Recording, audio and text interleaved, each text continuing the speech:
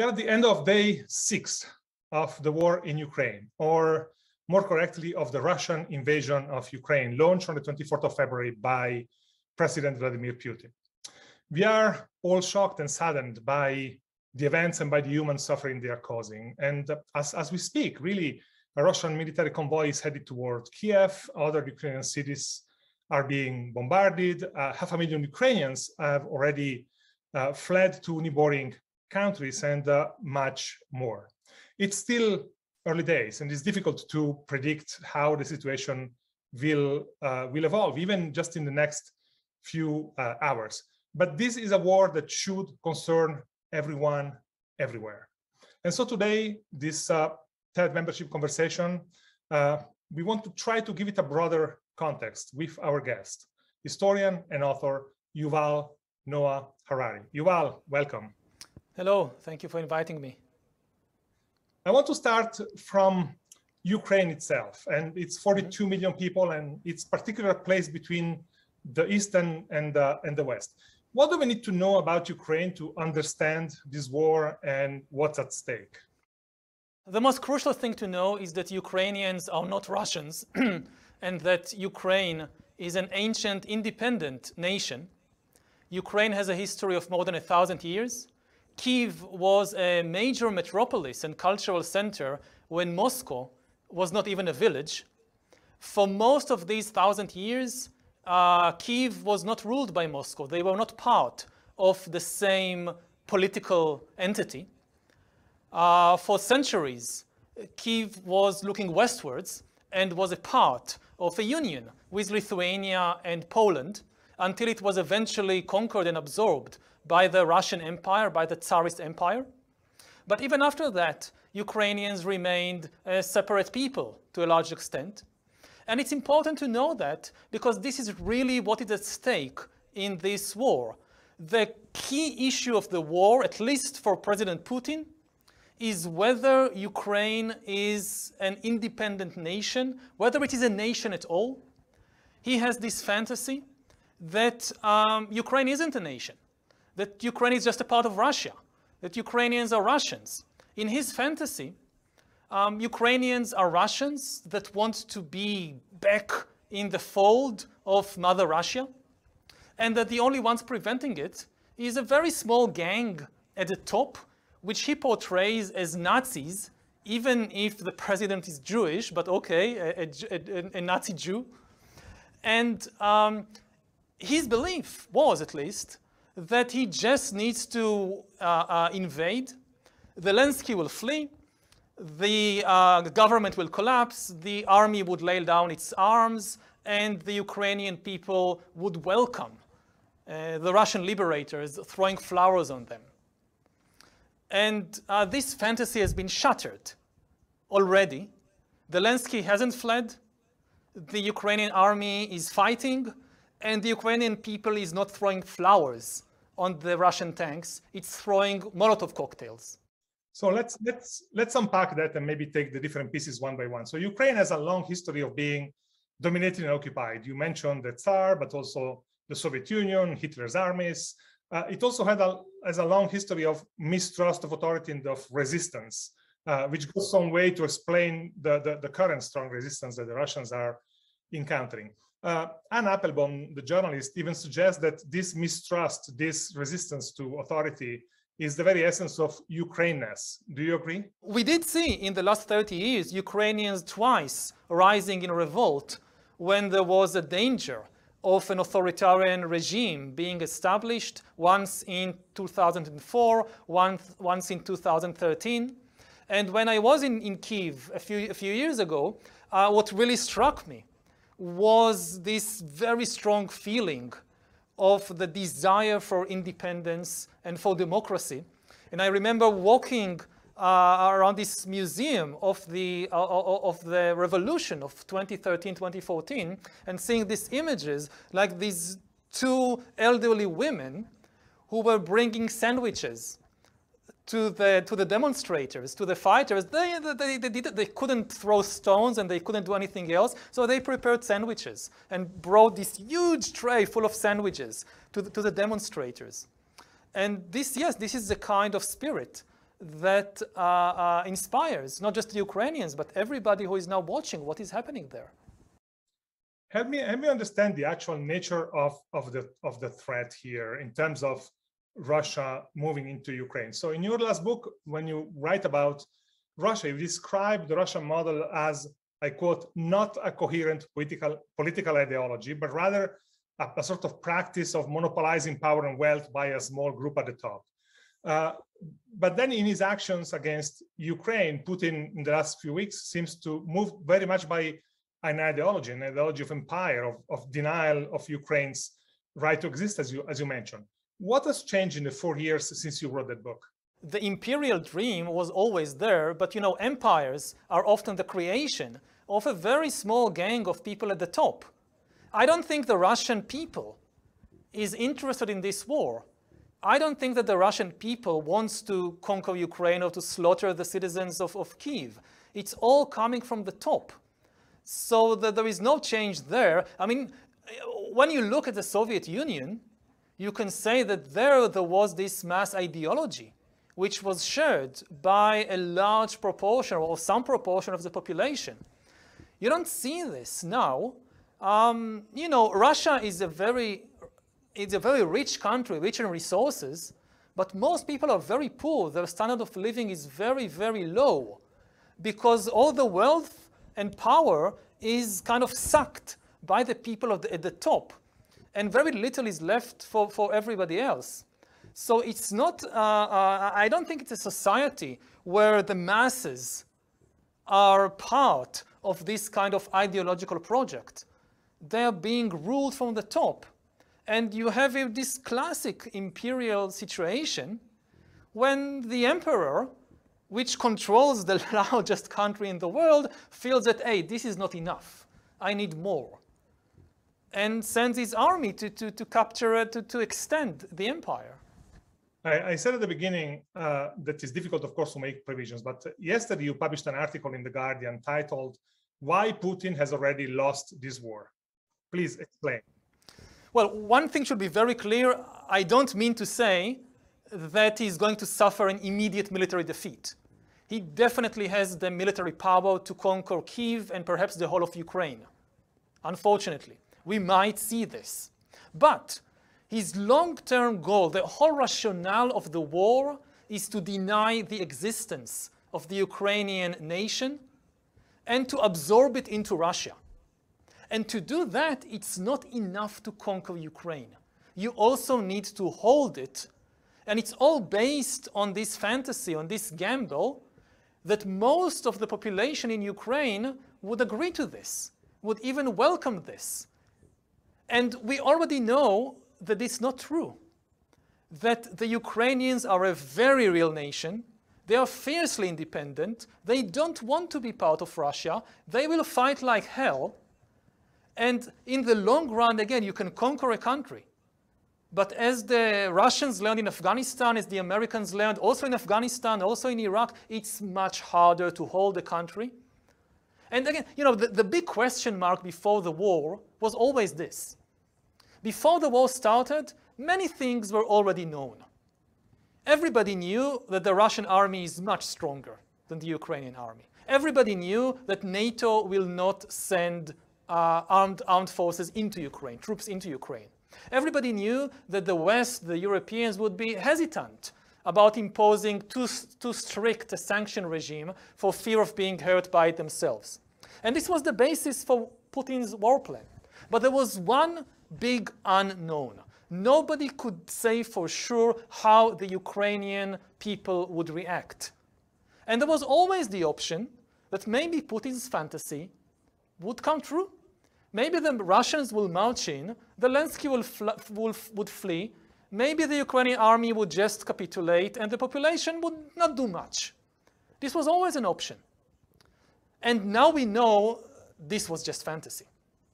Now we know that the Ukrainians are fighting, they will fight, and this derails the whole rationale of Putin's war.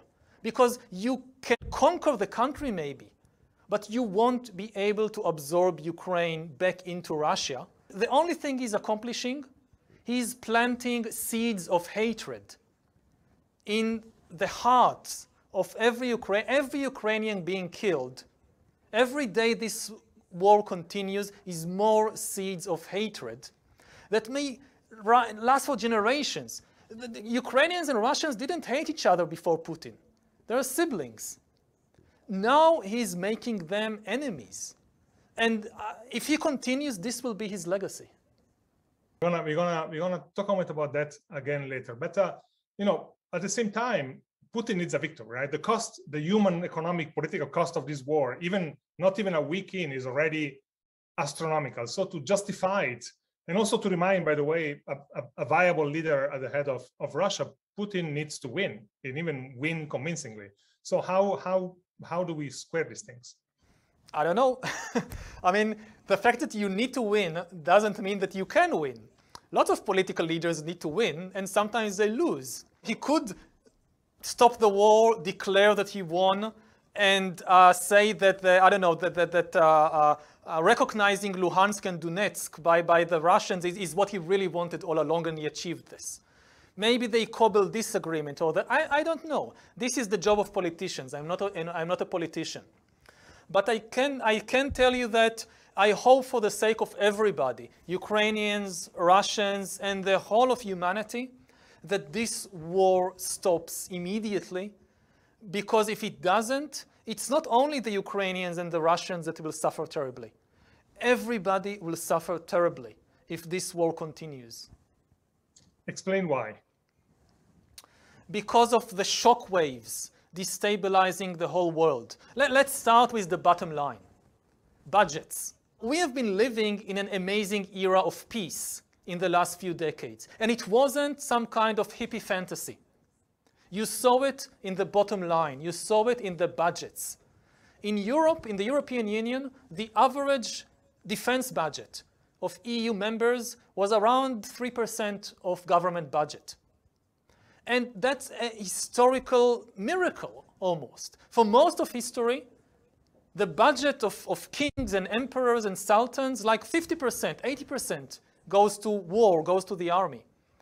In Europe, it's just 3%. In the whole world, the average is about 6%. I think, fact check me on this, but this is the figure that I know, 6%.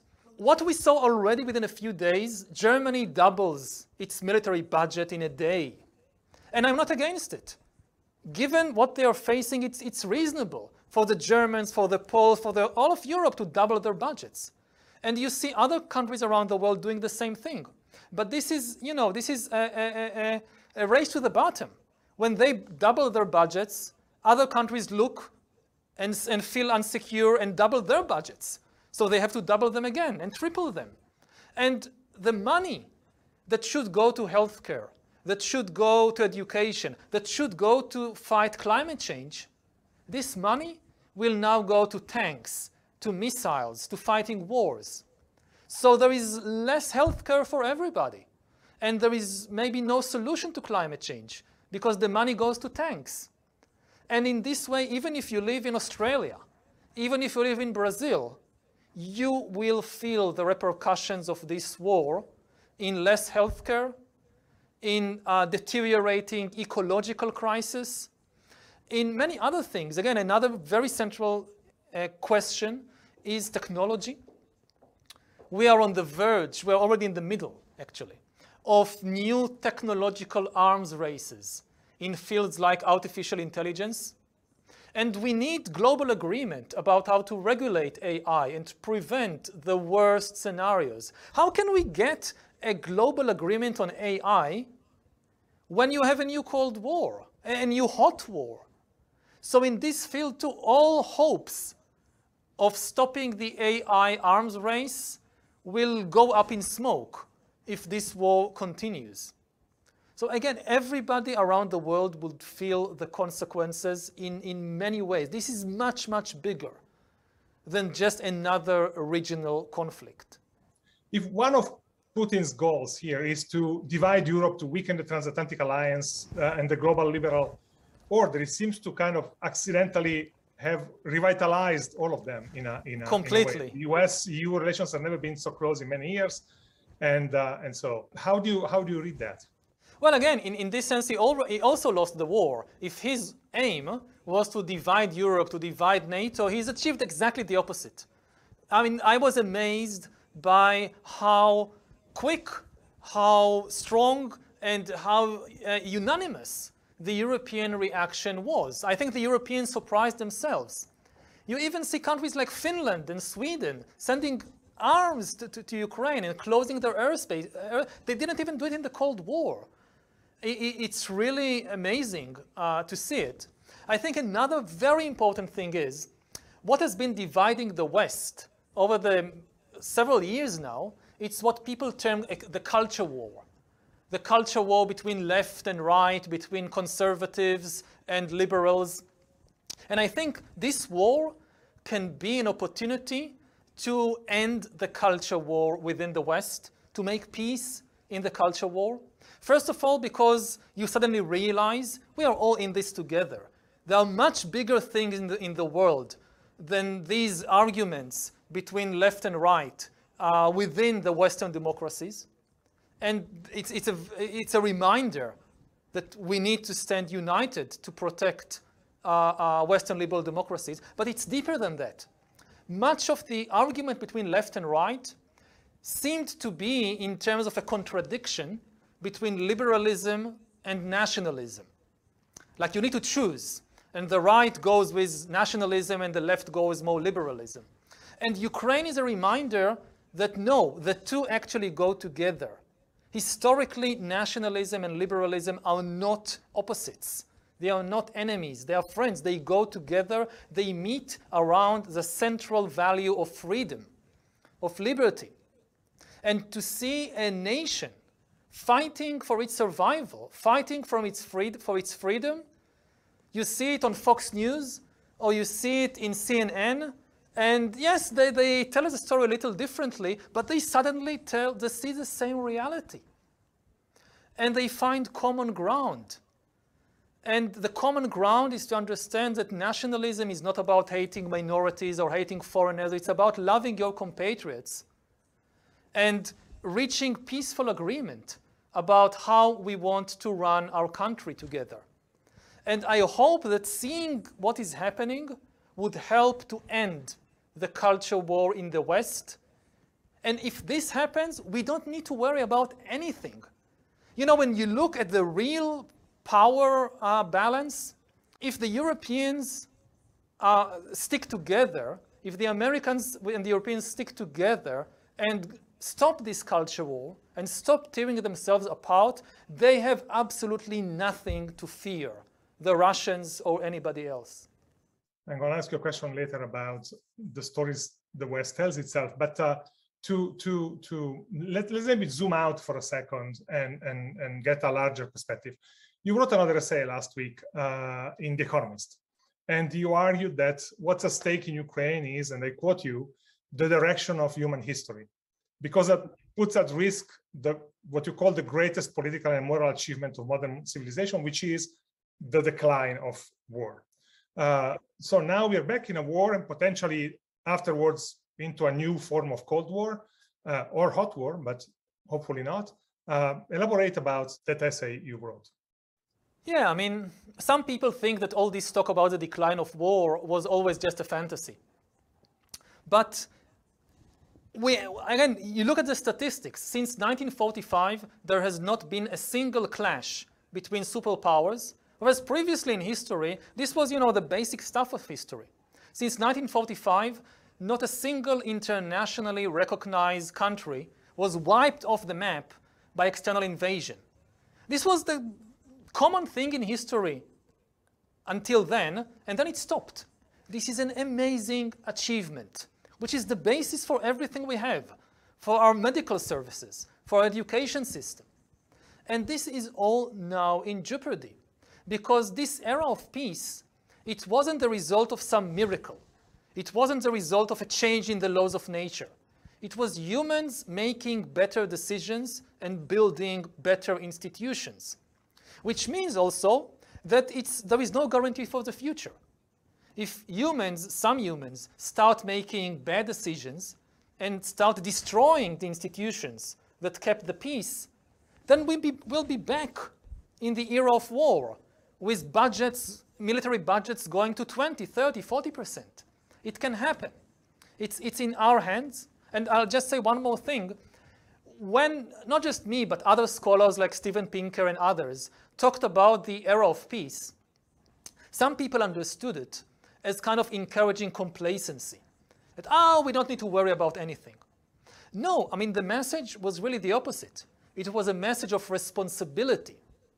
If you think that there is no era of peace in history, it's always war, it's always the jungle, there is a constant level of violence in nature, then this basically means that there is no point struggling for peace, and there is no responsibility on leaders like Putin, because you can't blame Putin for the war. It's just a law of nature that there are wars. When you realize, no, humans are able to decrease the level of violence, then it should make us much more responsible.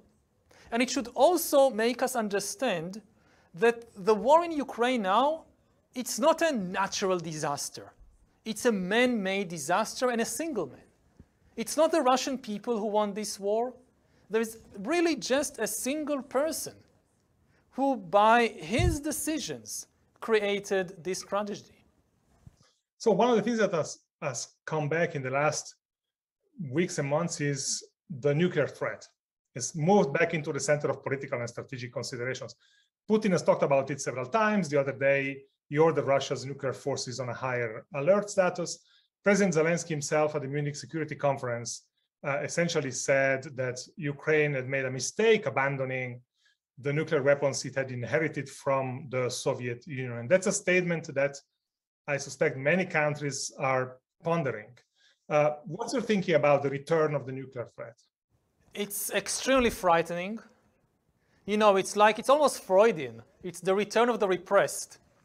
We thought that, nuclear weapons, yes, there was something about that in the 1960s with the Cuban Missile Crisis and Dr. Strangelove. But no, it's here.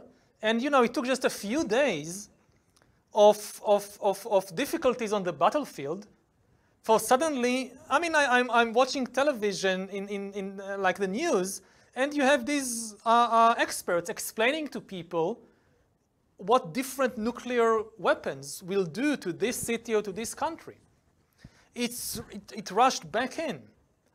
So, you know, nuclear weapons are, in a way, they also, until now, preserved the peace of the world. I belong to the school of thought that if it was not for nuclear weapons, we would have had the Third World War between the Soviet Union and the United States and NATO sometime in the 1940s or in the 1950s or 60s. That nuclear weapons actually until today served a good function.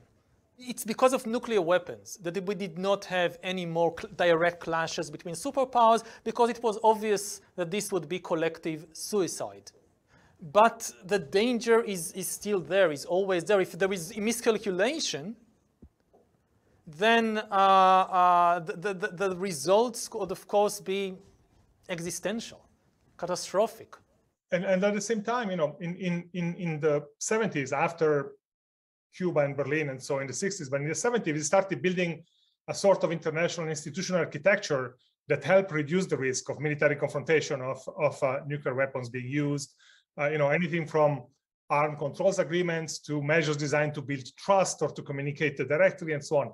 And then in the last decade or so, that has been progressively kind of scrapped. So we are even in a more dangerous situation than we were, let's say, at the end of the last century. For example. Completely. I mean, we are now reaping the bad fruits of neglect, that's been going on for several years, not just about nuclear weapons, but in general, about international institutions and global cooperation. We've built in the late 20th century a house for humanity based on cooperation, based on collaboration, based on the understanding that our future depends on being able to cooperate. Otherwise, we will become extinct as a species. And we all live in this house But in the last few years, we neglected it. We stopped repairing it. We allow it to deteriorate more and more. And, eventually it is collapsing now. So I hope that people will realize before it's too late that we need not just to stop this terrible war, we need to rebuild the institutions, we need to repair the global house in which we all live together. If it falls down, we all die. So we have among the audience listening, Rola from, I don't know where she's from, she grew up in Lebanon. And she said, I lived the war, I slept on the ground, I breathed fear. All the reasons were explained to me that the only remaining learning came, the war is absurd. We talk about strategy, power, budgets, opportunities, technologies. What about human suffering and psychological trauma? Especially, I assume what she's asking is, what about what's going to remain in terms of the human suffering and the psychological trauma going forward? Yeah, I mean, these are the seeds. Seeds of hatred and fear and misery that are being planted right now in the minds and the bodies of tens of millions, hundreds of millions of people, really, because it's not just the people in Ukraine, it's also in the countries around, all over the world. And these seeds will give a terrible harvest, terrible fruits in years, in decades to come. This is why it's so crucial to stop the war immediately. Every day this continues, plants more and more of these seeds. And, like this war now, its seeds were to a large extent planted decades and even centuries ago. That part of the Russian fears that are motivating Putin and motivating people around him is memories of past invasions of Russia, especially, of course, in the Second World War. And, of course, it's a terrible mistake what they are doing with it. They are recreating, again, the same things that they should learn to avoid. But, yes, these are still the terrible fruits of the seeds being planted in the 1940s. It's what in the same article you call the fact that nations are ultimately built on stories. So these seeds are the stories we are starting to create now. The war in Ukraine is starting to create stories that are going to have an impact in the future. That's what you're saying. Some of the seeds of this war were planted in the siege of Leningrad. And now it gives fruit in the siege of Kyiv, which may give fruit in 40 or 50 years in more terrible. We need to cut this. We need to stop this. As a historian, I feel sometimes ashamed or responsible, I don't know what, about what history, the knowledge of history is doing to people. In recent weeks, I've been watching all these world leaders talking with Putin, and very often he gave them lectures on history. I think that Macron had a discussion with him for 5 hours, and afterwards said, most of the time he was lecturing me about history. And as a historian, I feel ashamed that this is what my profession in some way is doing. I know it from my own country. We suffer in Israel. We suffer from too much history. I think people should be liberated from the past, not constantly repeating it again and again. Everybody should kind of free themselves from the memories of the Second World War. It's true of the Russians. It's also true of the Germans. I look at Germany now, and what I really want to say, if there are Germans watching us, what I really want to say to the Germans, guys, we know you are not Nazis. You don't need to keep proving it again and again. What we need from Germany now is to stand up and be a leader, to be at the forefront of the struggle for freedom.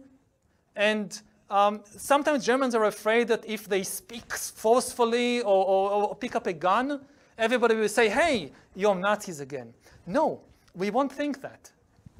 That's happening right now. I mean, lots of things that were inconceivable just 10 days ago have happened in the last few weeks. And one of the most striking, to me in any case, is Germany's reaction and transformation. I mean, the new Chancellor Olaf Scholz the other day announced that Germany will send arms to Ukraine. And we spend an extra $100 billion in building up its army. That reverses completely the principles that have guided Germany's foreign policy and security policies for decades.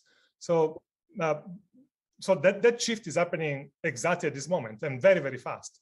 Yeah, and I think it's a good thing that we need the Germans to, I mean, they are now the leaders of Europe, certainly after Britain left in Brexit. And we need them to, in a way, let go of the past and be in the present. If there is really one country in the world that, as a Jew, as an Israeli, as a historian, that I trust it not to repeat the horrors of Nazism, that's Germany. Mm-hmm. Yuval, I want to touch quickly over on three things that have to do with the fact that this feels like the first truly interconnected war in many ways. The first, of course, is the basics, which is on one side, you have a very ancient war. We have tanks and we have trenches and we have bombed buildings. And on the other, we have real-time visibility of everything through cell phones and Twitter and TikTok and so on. And you have written a lot about this tension between old ways and new tech. What's the impact here? First of all, we don't know everything that is happening. I mean, surprisingly, with all this TikTok and phones and everything, so much is not known. So the fog of war is still there. And yes, there is much more information, but information isn't truth. Lots of information is disinformation and fake news and so forth. And yes, it's always like this, that the new and the old, they come together. You know, with all the talk about interconnectedness and the living in cyberspace and all that, one of the most important technologies of not just of this war, but of the last decade or two have been stone walls. It's Neolithic. Everybody is now building stone walls in the era of Facebook and Google and all that. So the old and the new, they go together. And it is a new kind of war. People are sitting at home in California or Australia, and they actively participate in the war, not just by writing tweets, but by attacking websites or defending websites. You know, in Spain, in the Civil War, if you wanted to help fight fascism, then you had to go to Spain and join the International Brigade. Now the International Brigade is sitting at home in San Francisco and is still in some way part of the war. So this is definitely new. No, indeed. Just 2 days ago, Ukraine's Deputy Prime Minister, I think, Fedorov, announced via Telegram that he wanted to create a sort of volunteer cyber army, invited software developers and hackers and other people with IT skills to somehow help Ukraine fight on the cyber front. And according to Wired magazine, in less than 2 days, 175,000 people signed up.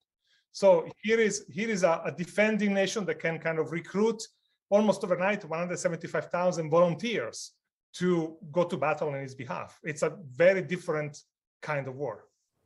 Yeah. You know, every war brings its surprises. Sometimes it's how everything is new, but sometimes it's also how everything is old. So a few people in the chat and in the Q&A have mentioned China, which of course is an important actor here, although for now is mostly an observer. But China has a stated policy of opposing any act that violates territorial integrity. So moving into Ukraine, of course, violates territorial integrity. At the same time, and it also has a huge interest in a stable global economy and global system. But then it needs to square this with the recent closeness with Russia. Xi Jinping and Putin met in Beijing before the Olympics, for example, and kind of there's this message of friendship that went out to the world. How do you read China's position in this conflict? I don't know. I mean, I'm not an expert on China, and I certainly can't just, just reading the news won't get you into the mindset, into the real opinions and positions of the Chinese leadership.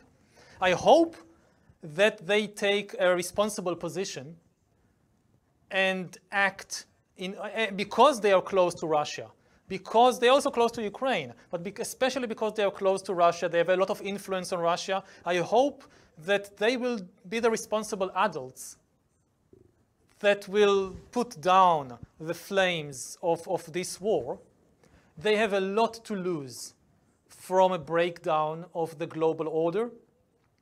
And I think they have a lot to win from the return of peace, including in terms of the gratitude of the international community. Now, whether they do it or not, this is with them. I can't predict, but I hope so.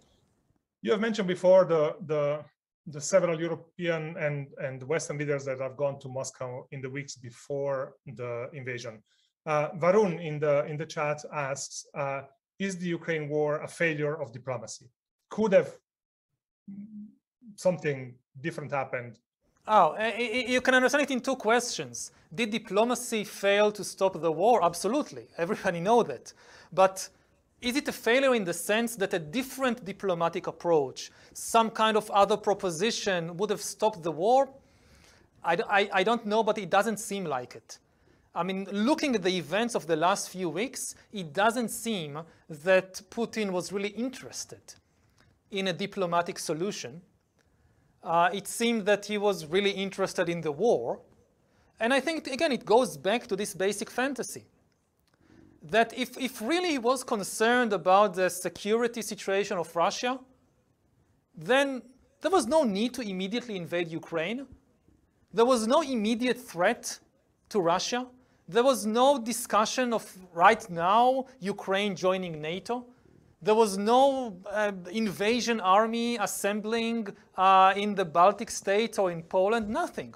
It was Putin chose the moment to start this crisis. So this is why it doesn't seem that it's really about the security concerns. It seems more about this very deep fantasy of reestablishing the Russian Empire and of denying the very existence of the Ukrainian nation. So you live in the Middle East. Someone else in the chat asks, what makes the situation so unique compared to many other wars that are going on right now in the world? I would say aside from the nuclear threat from Russia, but what else? Several things. First of all, we have here, again, something we haven't seen since 1945, which is a dominant power trying to basically obliterate from the map an independent country. You know, when the US invaded Afghanistan or when the US invaded Iraq, you can say a lot of things about it and criticize it in many ways. There was no question of the US annexing Iraq or turning Iraq into the 51st state of the United States. This is what is happening in Ukraine. Under this pretext or this disguise, this is what's at stake. The real aim is to annex Ukraine. If this succeeds, it brings us back to the era of war. I was struck by what the Kenyan representative to the UN Security Council said when this erupted. The Kenyan representative spoke in the name of Kenya and other African countries. And he told the Russians, look, we also are the product of a post-imperial order. The same way the Soviet Empire collapsed into different independent nations, also African nations came out of the collapse of European empires. And the basic principle of African politics ever since then was that no matter what your objections to the borders you have inherited, keep the borders. The borders are sacred. Because if we start invading neighboring countries because, hey, this is part of our countries, these people are part of our nation, there will not be an end to it. And if this now happens in Ukraine, it will be a blueprint for copycats all over the world. The other thing which is different is that we are talking about superpowers. This is not a war between Israel and Hezbollah. This is potentially a war between Russia and NATO. And even leaving aside nuclear weapons, this completely destabilizes the peace of the entire world. And again, I go back again and again to the budgets. That if Germany doubles its defense budget, if Poland doubles its defense budget, this will spread to every country in the world, and this is terrible news. So Yuval, I'm jumping from topic to topic because I want to use the last few minutes to ask a few questions from the audience. A few people are asking about the link to the climate crisis, particularly when it relates to the energy flows. Like Europe is very dependent, part of Europe is very dependent on Russian oil and gas, which is, for as far as we know, still flowing until today. But could this crisis, in a sort of paradoxical way, a bit like the pandemic, accelerate climate action, accelerate renewables, and so on?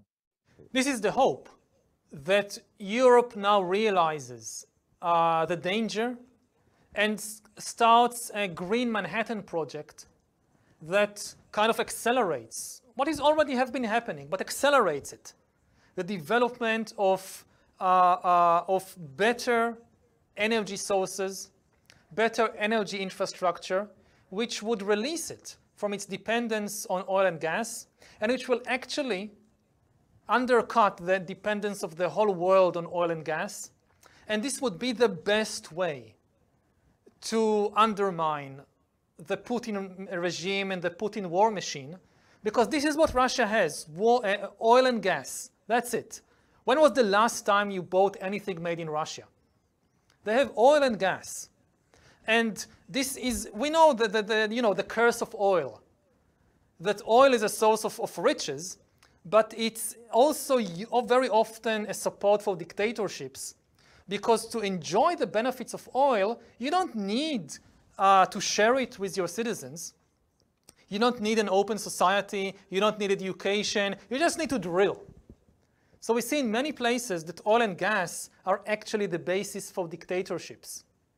If oil and gas, if the price drops, if they become irrelevant, it will not only undercut the finance, the power of the Russian military machine, it will also force Russia to force Putin or the Russians to change their regime. Okay, let me bring up a character that everybody here in the chat seems to find quite heroic, and that's the Ukrainian president.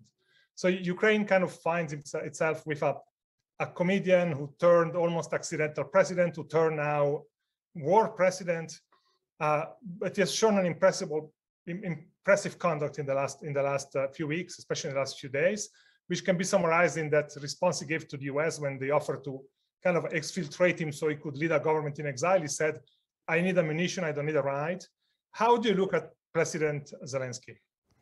His conduct has indeed been admirable, and he gives courage and inspiration, not just to the Ukrainian people, but I think to everybody around the world. I think to a large extent, the swift and united reaction of Europe with the sanctions and sending arms and so forth, to a large extent, this is also to the credit of Zelensky.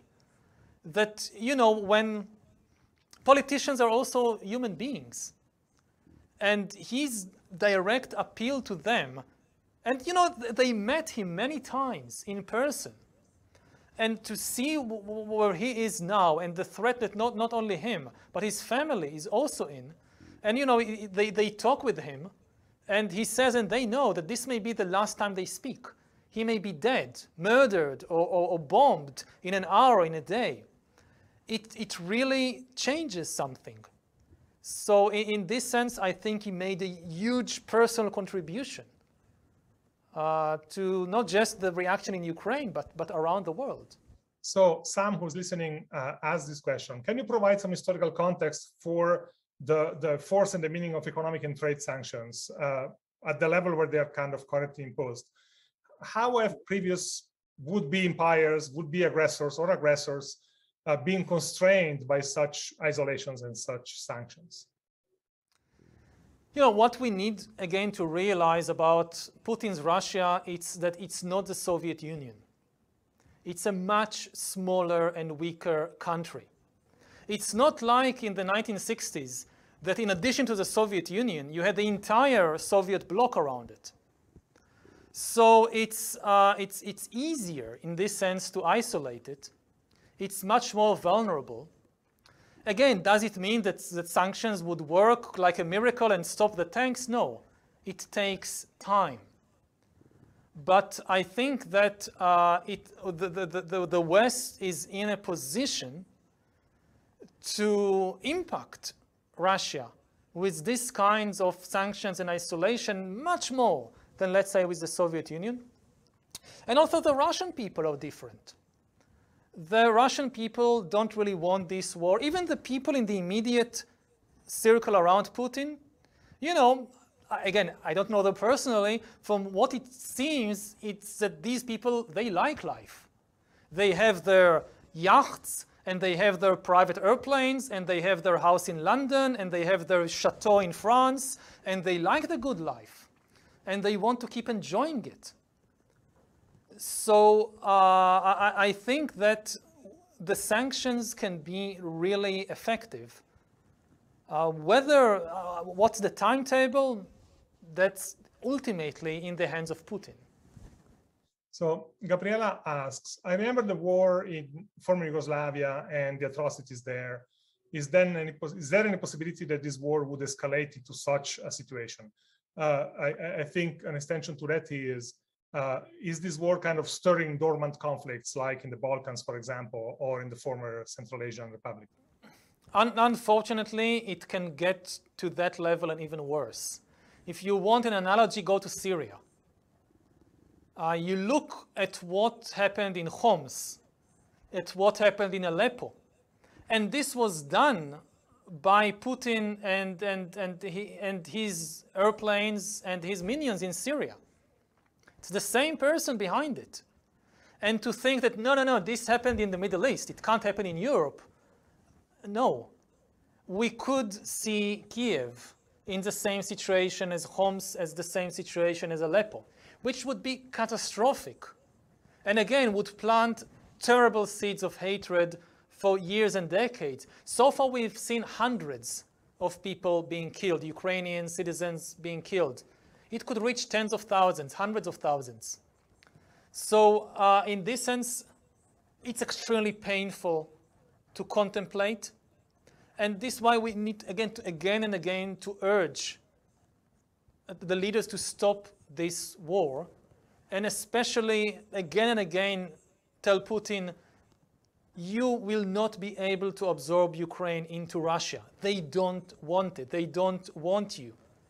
If you continue, the only thing you will achieve is to create terrible hatred between Ukrainians and Russians for generations. It doesn't have to be like that.